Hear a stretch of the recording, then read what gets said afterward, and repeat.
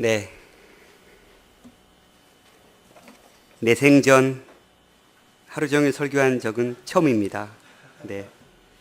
참 할만하네요. 감사하고 고맙고 내가 한 게 아니기 때문에 찬양하면서 그 어느 것도 난 필요 없네, 주님만 경배해요 라고 고백하는데 여러분 필요 없으십니까? 그 어느 것도 여러분 필요 없으십니까? 참 부끄럽더라고요. 입술의 고백은 그 어느 것도 난 필요 없습니다, 주님만 경배합니다 라고 얘기하는데, 제 삶에서는 주님 이것도 필요하고요, 이것도 필요하고 이것도 필요합니다 라는 제 모습을 볼 때 참 내가 영의 일을 구하기보다 참 육신의 일을 구하기 빠른 사람이구나 라는 생각들을 좀 해보았습니다. 네, 오늘 우리 요한복음 12장 원래는 36절까지 말씀을 봐야 되는데 제가 말씀을 준비하다 보니까 너무 길어져서 싫잖아요 우리. 그래서 그냥 잘랐습니다.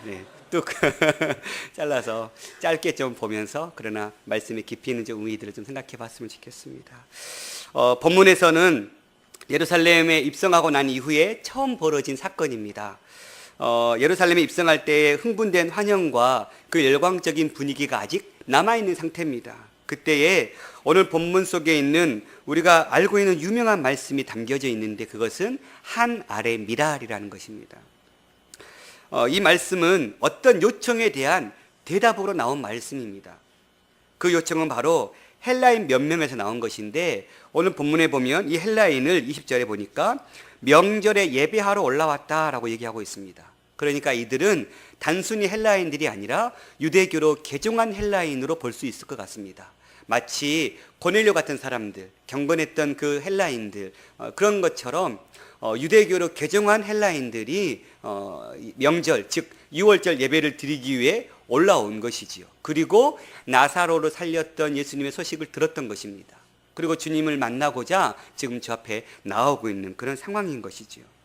당시 헬라인들은 소크라테스, 또 플라톤, 파타고라스 이런 아주 유명한 철학자들, 수학자들을 배출하고 있는 그런 문화의 아주 수준 높은 민족이지요. 그들은 우주 만물을 아주 합리적이고 논리적인 방법들로 펼치고 해석했고, 또 항상 새로운 것들을 배우고자 하는 그런 열정들이 굉장히 뛰어났던 민족입니다. 당대 최고의 지식인들이지요. 이처럼 실증적이고 합리적인 헬라인들이 왜 예수님이 찾아왔을까? 그들은 그들의 학문을 통해서 세상 만물을 다 볼 수 있는 것처럼 그렇게 얘기하는데, 남부를 것 없는 그들이 왜 예수님께 나왔을까? 아무리 인간이 지혜롭고 능력이 뛰어나다 하지만 이 죽음의 문제 앞에서는 그들 또한 나약한 인간이었지 않을까 싶습니다. 아무리 그들의 지식이 뛰어나도 그들 또한 이 죽음의 문제를 해결할 수 없었습니다. 그런데 어떤 소식이 들린 것입니까? 죽은 지 엄청 지난 나사로를 살렸다라는 이 소식을 들었던 것이죠. 그래서 이 죽음의 문제를 해결했네. 아마 그러한 그 궁금증에, 그 놀랍고 신기한 마음에 찾아온 것으로 볼 수 있을 것 같습니다. 또 한 가지 입장은 헬라인들이 빌립을 부르는 호칭을 보면 21절에 가면 그들이 갈릴리 베세다 사람 빌립에게 가서 청하여 이르되 선생이여 라고 부르고 있거든요. 근데 우리나라 말로 번역된 이 선생이여라는 말은 그렇게 부자연스러운 말은 아닙니다. 우리가 어떤 어른들이나 좀 친하지 않은 사람을 부를 때 선생님 이것 좀 해주십시오 이렇게 얘기하잖아요. 우리는 그게 그렇게 그쪽칭의 얘기가 아니잖아요. 그런데 언어를 살펴보면 이 지금 선생이여라고 불리우는 헬라어 언어가 퀴리오스입니다. 퀴리오스는 어떤 통치권을 갖고 있는 사람에게, 또 어떤 절대자에게, 지위가 높은 사람, 신분이 높은 사람을 부를 때 쓰이는 말입니다. 성경에서 이것을 다른 본문에서는 주님으로 번역했던 말입니다. 그러니 빌립을 향해서 주님 이렇게 부른 것입니다. 내 주인이시여, 내 왕이시여, 내 절대자시여 라고 부른 것입니다. 이러한 존칭은 누구에게 지금 쓰고 있는 것입니까? 빌립이라는 사람에게 쓰고 있습니다. 예수님의 제자인 빌립을 퀴리오스라는 극존칭을 통해서 불렀다면 예수님께 어떤 마음으로 찾아왔는지 좀 우리가 미루어 짐작해 볼 수 있습니다. 예수님의 제자를 향해서 주님이라고 부를 정도로 지금 그들은 예수님을 아주 높은 분으로 평가하고 있다는 것입니다. 특별히 세상을 지배할 능력을 지닌 특별한 분, 위대한 통치자, 정복자 정도로 예수님을 이해한 것으로 볼 수 있을 것 같습니다. 이 헬라인들은 알렉산더의 후예들입니다. 이들은 세계를 정복해본 민족입니다. 그래서 정복자의 권위가 얼마나 크고 아주 위대한 것인지 그들은 경험을 통해서 배웠던 민족입니다. 그런데 지금 또다시 자기네들이 과거에 그렇게 세상을 정복했던 것처럼, 그래서 헬라화를 통해서 온 민족을 헬라화 시키려고 하는 그들의 그 야욕처럼 예수라는 저 사람이 엄청난 권력을 갖고 있는데 그 권력을 통해서 마치 우리가 했던 것처럼 이 온 땅을 헬라화 시키려고 하나 보다. 그가 누군지 확인해 봐야 되겠다. 이런 마음으로 지금 찾아온 것입니다. 세계를 다스릴 만한 영광을 예수 그리스도를 통해서 보고자 했던 것입니다. 그렇다면 이런 헬라인들에게 주님이라는 퀴리오스라는 이 호칭을 받은 빌립은 기분이 어땠을까요? 가슴이 벌렁벌렁 하지 않았을까요? 생전 처음 들어본 말일 것입니다. 빌립에게 있어서는. 왜 빌립을 갈릴리 벳세다 사람이라는 말을 또 썼을까요? 1장 44절에 썼던 말씀이거든요. 그러니까 빌립이라는 존재가 어떤 존재인지 이미 요한은 앞에 설명해 줬었어요. 그런데 또다시 빌립을 얘기할 때 갈릴리 벳세다 사람이라고 얘기하고 있거든요. 이 말은 빌립이 지금 그렇게 주여라고 불림을 받을 만한 그런 신분의 사람이 아님을 드러내고 있는 것입니다. 그런데 지금 그런 빌립이 주님이라는 극좋은 칭을 받았습니다. 갈릴리 어부에 불과한 사람인데 지금 이 열심히 있는 개종한 이 헬라인 신자들로부터 주여라고 불림받고 있다는 것입니다. 빌립에게 걸맞지 않는 호칭이 주어진 것이죠. 바로 이 같은 명칭이 빌립을 착각으로 몰아갈 수 있었을 것입니다. 와, 그동안 내가 예수를 3년 동안 잘 따라다녔는데 이제 그 결과가 이루어지나 보다. 내가 3년 동안 정말 지지고 볶고 먹을 거 못 먹고 입을 거 못 입고 예수님 말씀 따라 살려고 노력했던 게 이제 결실을 보나 보다. 이제 정말 한 자리 차지할 날이 정말 머지 않았나 보구나. 이런 마음이 있지 않았을까요?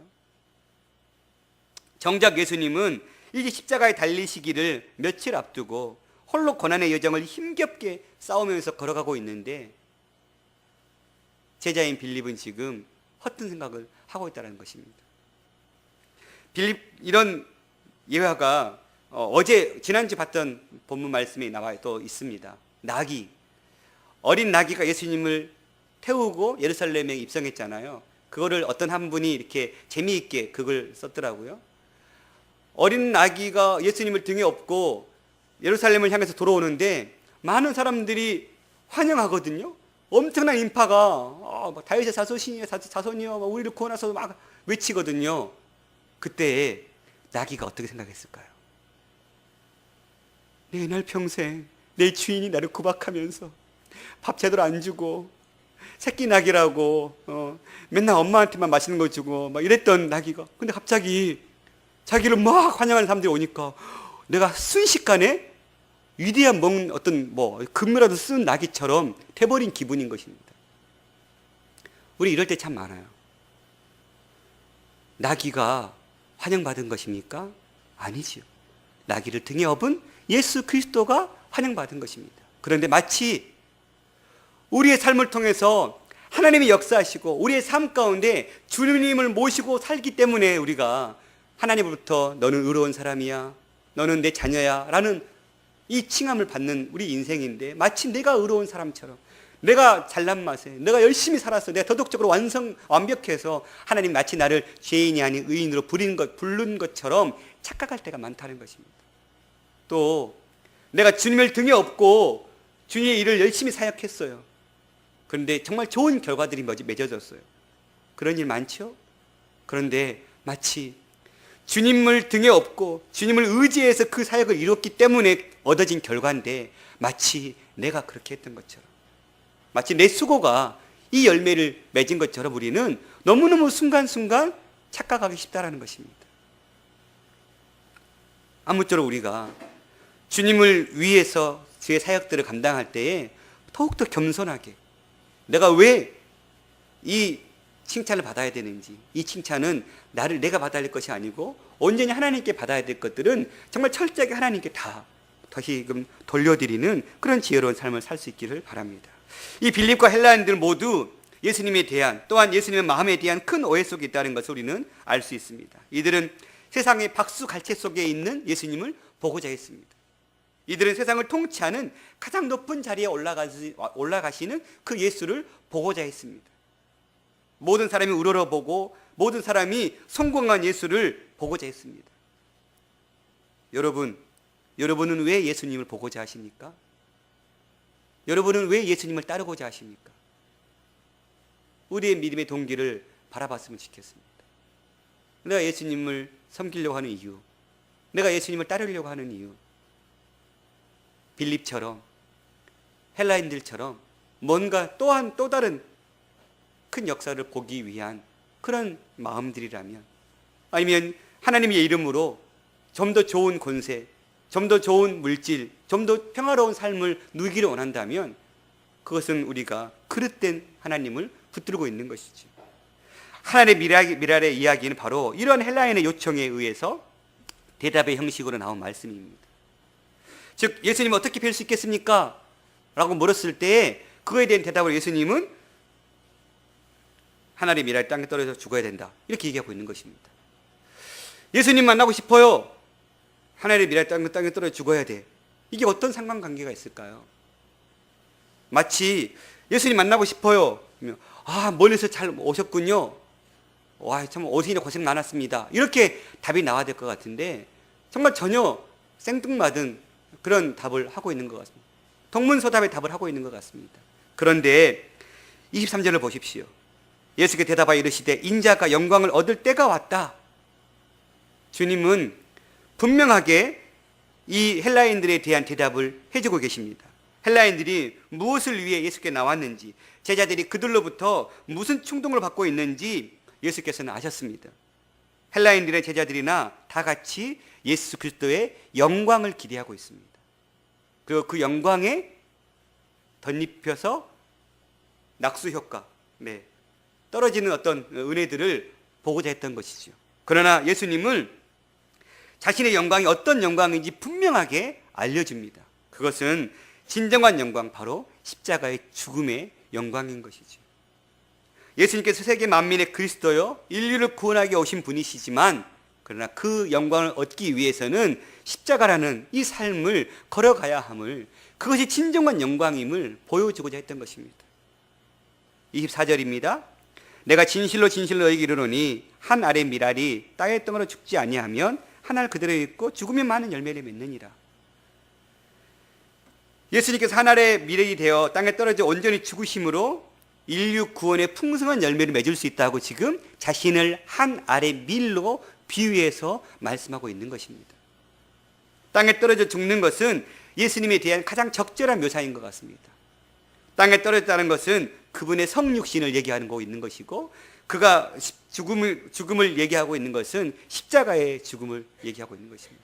당신은 땅에 떨어져서, 즉 독생자로서 이 땅에 예수 그리스도의 하나님의 그 구원의 사명을 감당하기 위해서 오신 것이죠. 땅에 떨어진 심정입니다. 그리고 땅에 떨어졌을 뿐만 아니라 십자가에서 철저하게 자기 육신을 죽어야 했던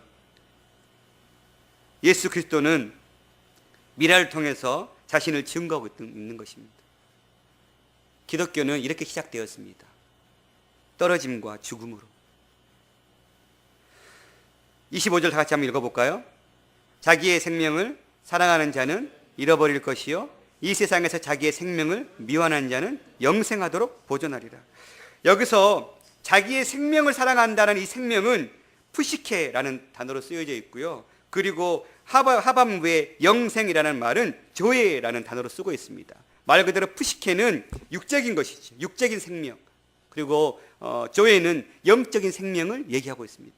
너희들이 만약에 자기의 생명, 즉 육적인 생명을 사랑하는 자는 잃어버릴 것이요 이 세상에서 자기의 생명, 육적인 생명을 미워하는 자는 영생하도록 있는, 즉 조회의 생명을 얻을 것이다 라고 얘기하고 있는 것입니다. 우리는 어떻습니까? 우리의 육적인 생명을 죽여야 하고 우리의 육적인 욕심을, 우리의 육신의 즐거움을 벗어 던져야 하지만 우리의 현실은 어떻습니까? 우리의 육신의 생명을 붙들고자 우리는 수고하고 있습니다. 또 우리는 육적인 즐거움을 위해서 시간과 물질과 여러 가지 환경들을 투자하는 것을 아까워하지 않습니다. 내 육신의 즐거움을 위해서, 내 삶의 풍요로움과 기쁨과 그러한 행복을 위해서 우리는 많은 것을 투자합니다. 그런데요, 영원한 생명을 얻는, 조회를 얻는 일에 있어서는 우리는 너무나도 소급하다는 것입니다. 정말 소극적인 자세로 정말 아주 끄집어내고 겨우 끄집어내서 하나 딱 하고, 또 막 없는 거 쥐어짜서 또 하나 하고. 그런데 육신을 위한 일에는 정말 만사를 제쳐놓고 참여하고 그것을 통해서 쾌락의 즐거움을 느낍니다. 많은 사람들은 어떻습니까? 사람들은 돈을 위해서 자신의 모든 삶을 아끼지 않고 헌신합니다. 어디 그뿐입니까? 명예와 권력을 위해서는 자신의 영혼을 파는 경우도 허다합니다. 이러한 삶 시대 속에서 하나님의 말씀을 좇아서 살아가고 있는 우리는 어때야 될까요? 하나님 우리에게 원하시는 삶은 무엇일까요? 그것은 육신의 생명을 위해서 수고하는 인생이 아니라 영생하도록 있는 그 영생의 생명을 위해서 수고하는 삶을 살라라고 얘기하고 있습니다. 너희가 진정으로 세상을 향해서는 한 알의 미랄이 떨어져 죽는 것처럼 죽어라.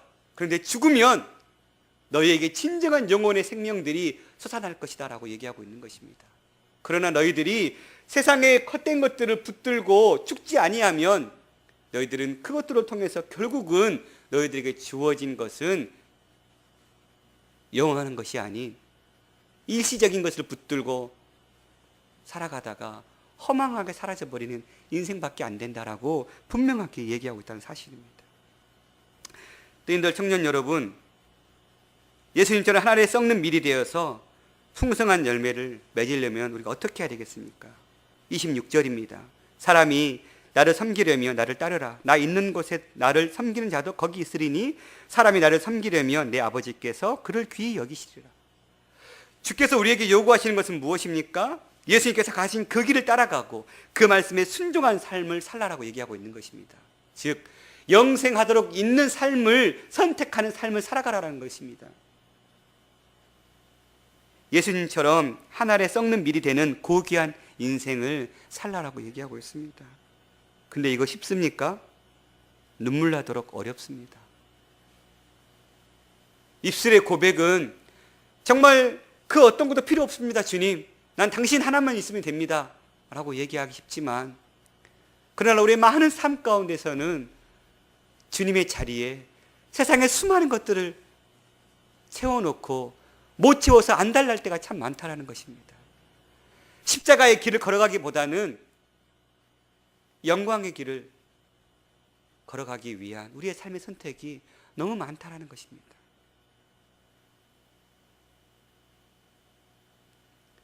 우리의 욕심, 우리의 정욕을 십자가에 못 박고 예수님을 섬기고 따를 때에 하나님께서 그를 귀히 여겨주신다고 말씀하고 있습니다. 여러분들 청년 여러분, 예수 그리스도의 길을 따름으로 많은 열매 맺는 삶이 되기를 축복합니다. 그런데 또 흘러넘치고 또 흘러넘치기를 축복합니다. 그런데 내 욕심, 내게서 나오는 흘러나옴이 아니라 많은 열매를 맺되 한 알의 밀이 땅에 떨어져 죽는 삶으로 맺어지기를 소망합니다.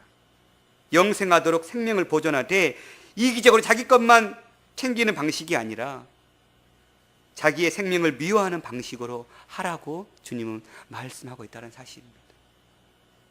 내 것 하나 움켜쥐고 있는 거 이거 안 뺏기려고 안달난 삶을 살지 말고 하나님께 다 오픈하고 내려놓고 하나님이 주시는 것들을 바라보면서 세상의 것들 이거 가지고 있어 봐야 여러분 100년의 삶입니다. 기껏 해봐야 한 세대의 삶밖에 안 됩니다. 그러나 그것 내려놓고 하늘의 것들을 취하면 여러분에게는 영원한 삶의 것들이 주어진다는 사실입니다.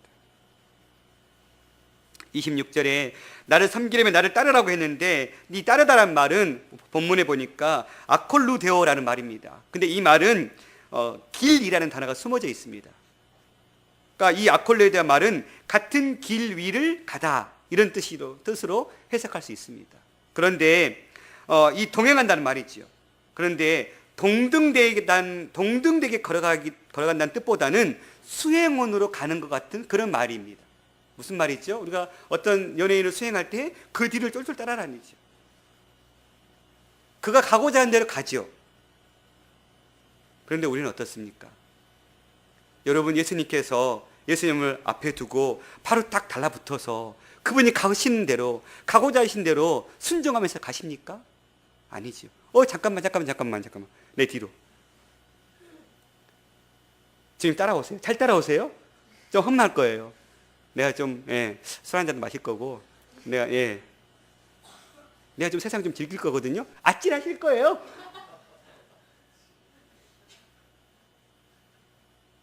내가 내 인생을 설계하고, 내 인생을 끌어갈 때가 너무 많다는 것입니다. 주님은 뭘 말씀하십니까? 나를 섬기려면 나를 따르라. 그것은 우리에게 바짝 붙어가지고 수행원처럼 떨어지지 않게, 떨어지면 수행원으로서는 사명 끝난 거예요. 수행원은 바짝 붙어서 따라다녀야 돼요. 예수님께서 여러분의 삶의 주인이십니다. 주인 되신 주께서 여러분의 삶을 이끌어 가실 때에 바짝 달라붙어서 하나님께서 어디로 가시든지 순종함으로 순복함으로 살아가는 삶을 살라라고, 그것이 십자가의 길이고 그것이 하늘에 미리 떨어지는 삶이라고 얘기하고 있다는 사실입니다. 여러분, 앞서가지 마십시오. 앞서가 놓고 내 인생은 왜 이렇게 어려운 삶을 걸어가야 되냐고 원망하지 마십시오. 첫 단추를 잘 껴야 마지막 단추까지 잘 끼워지는 것이죠. 첫 시작을 제멋대로 해놓고 그 모든 결과의 판단은 다 하나님께 맡겨버립니다. 왜 내 기도 응답 안 하셨냐고, 왜 나와 함께하지 않으셨냐고. 주님 뒤에서 야, 내가 그거 가지 말라 했잖아. 너 그거 가면 너 힘들 거라 했잖아. 네가 안 들었어. 이러실 것 같아요. 말씀을 마치겠습니다. 여러분에게 하나님의 미랄은 어떤 의미입니까? 자신의 모든 것을 내려놓고 하나님의 말씀과 방향에 절대적으로 복종하는 것인 줄 믿습니다. 예수 그리스도는 철저하게 하나님의 계획에 자신의 전 삶을 맞춰놨습니다. 철저한 순종, 철저한 따름으로 하나님의 영광을 드높이기에 힘쓴 삶을 살았습니다. 빌립보서 2장 8절에 말씀합니다. 사람의 모양으로 나타나사 자기를 낮추시고 죽기까지 복종하셨으니 곧 십자가에 죽으심이라. 미랄의 삶은 예수님처럼 하나님을 위해서라면 죽는 것입니다. 죽는 신용을 할 정도로 죽는 삶을 선택하는 것입니다. 그럼 완전히 죽어 순종할 때 어떤 축복이 있습니까? 예수님께서 십자가에 죽으시고 부활하셔서 승리의 역사를 이루셨습니다. 죄와 사망으로 인해 죽을 우리들을 구원하시고 천한 만민이 복을 얻는 풍성한 역사를 이루셨습니다. 무엇을 통해 가능했습니까? 하늘이 떨어져서 죽는 삶을 통해서 가능했던 것입니다. 그러니 저와 여러분이 하나님의 미래 땅에 떨어지듯이 우리의 헌신, 우리의 수고를 떨어뜨려야 합니다. 그리고 그것을 통해서 하나님의 열매가 맺혀지게 해야 될 줄 믿습니다. 하늘에 썩는 밀이 되어 큰 열매를 맺는 예가 있습니다. 창끝이라는 영화를 보신 적 있습니까? 세인트 루이스라는 선교사가 대한 이야기인데 5명의 젊은 선교사가 에콰도르의 아마존 정글을 들어갔습니다. 그리고 와다니족이라는 족속에 들어가서 복음을 전하기에 힘씁니다. 어떻게 하면 저들에게 복음을 전할 수 있을까? 그들이 아주 밀림 깊은 곳에 숨어 있었기 때문에 그들을 찾는 데만 해도 아주 엄청난 시간이 걸렸습니다. 만났습니다. 찾았습니다. 어떻게 하면 저들에게 예수님의 사랑을 전할까? 고민하면서 때로는 음식도 던져주고 어떻게 하면 해서 접촉점을 찾고 드디어 만났습니다. 그리고 그들에게 말도 안 통하지만 정말 사랑한다라는 막 표현으로, 그런데 그들을 향해서 무차비하게 창이 날라옵니다. 하루아침에 5명의 젊은 청년들이 목숨을 잃었습니다. 그리고 그 세인트 루이스라는 이 아버지 네이트 루이스, 이 네이트 세인트가 아버지였는데, 이 세인트 루이스라는 이 아들이 5살 때 일어난 일입니다. 그가 아빠 혹시 그곳에 복음 전할 때 그 사람들이 아빠를 향해서 죽이려고 하면 아빠 어떻게 할 거예요? 총 쏘실 거예요? 아니다. 그때 그 아이가 그럼 하나만 기억하라고. 나는 당신의 친구라고 그 얘기를 이렇게 아이가 해줍니다. 마지막 죽는 순간 그 말을 하고 죽지요. 그리고는 세월이 흐릅니다. 부인들이 다시 그 땅을 향해 나갑니다. 세인트 루이스도 다시 아버지를 죽였던 그 나라로 들어갑니다. 용서할 수 없는 사람들을 용서하기 시작합니다. 그리고 그들의 자녀들을 민카이라는 이름을 지어서 그 족속의 이름을 불러서 그 아들들의 이름을 부르고 있습니다. 그러한 섬김으로 수고를 했을 때에 결국은 그 와다니족이 전체가 복음화가 되어버리는 역사가 일어납니다. 그들의 죽음과 희생은 밑거름이 되어서 결국 와다니족 모두가 변화되는 큰 생명의 역사가 일어났고, 복음의 불모지에 고귀한 순교자의 피의 씨앗이 숨겨져서 풍성한 열매를 맺게 되는 역사를 맞이하게 됐습니다. 여러분이 보시는 예수는 어떤 분이십니까? 그저 성공의 예수, 통치자인 예수, 물질적 부유를 가져다주는 예수는 아니십니까? 그것은 예수의 방식이 아닙니다. 십자가의 예수, 하늘의 미래 떨어지는 예수, 그것이 우리에게 주님이 요구하시는 믿음의 시선인 줄 믿습니다. 자기를 미워하고 자기를 기꺼이 낮추고 겸손히 낮아진 예수 그리스도를 바라보는 믿음의 사람이 되기를 소망합니다. 자신 없습니까? 두렵습니까? 저도 두렵습니다. 정말로 목사로 살아가는 삶이 참 두렵습니다. 하나님의 영광을 가리울까? 정말 하루에 몇 번이라도 이 길을 걷는 것을 포기하고 싶을 때가 참 많습니다. 내가 2013년 한 해 청년을 이끌어가면서 내가 저들에게 뭘 줬을까? 내가 뿌린 씨앗이 뭘까? 생각하고 돌아볼 때에 정말 주님, 당신만이 허락하시면 그냥 내려놓고 싶습니다. 정말 좋은, 더 훌륭한 사람이 와서 저들에게 하나님의 사랑을 전하고 도전을 전하면 더 좋지 않겠습니까? 이 마음이 하나님 앞에 드려진 마음이었습니다. 도저히 썩지 않을 것 같았습니다. 썩어도 36배, 100배의 귀한 결실을 맺지 못할 것 같았습니다. 제대로 된 씨가 썩어야 제대로 된 열매를 맺을 것 같았습니다. 그런데 이렇게 설교를 계속 묵상하면서 제자들을 바라봤습니다. 빌립 어땠을까요? 베드로 어땠을까요? 그들은 올바른 믿음으로 바라보지 못했던 자들입니다. 올바른 십자가의 길을 걷지 못했던 사람들입니다. 그런데 성령을 의지하고 성령의 임재를 경험하고 그들은 180도 완전히 바뀐, 썩지 않으려고 영광을 취하려고 노력했던 그들이 이제는 생명을 두려워하지 않고 썩는 일에 그들의 삶을 헌신하기 시작했습니다. 사랑하는 청년 여러분, 우리도 성령 안에서 그 길을 걸을 수 있습니다. 나는 걷지 못합니다. 여러분은 걷지 못할 것입니다. 그러나 우리와 함께 하신 예수 그리스도의 십자가에 죽으시고 우리에게 부활하심으로 말미암아 보내주신 그 성령님을 의지하기 시작한다면 그 성령으로 말미암아 우리는 썩음의 길을 걸어가게 될 수 있을 줄 믿습니다. 그 하늘의 미랄이 되어 죽는 그 길을 걸어가기를 소망합니다.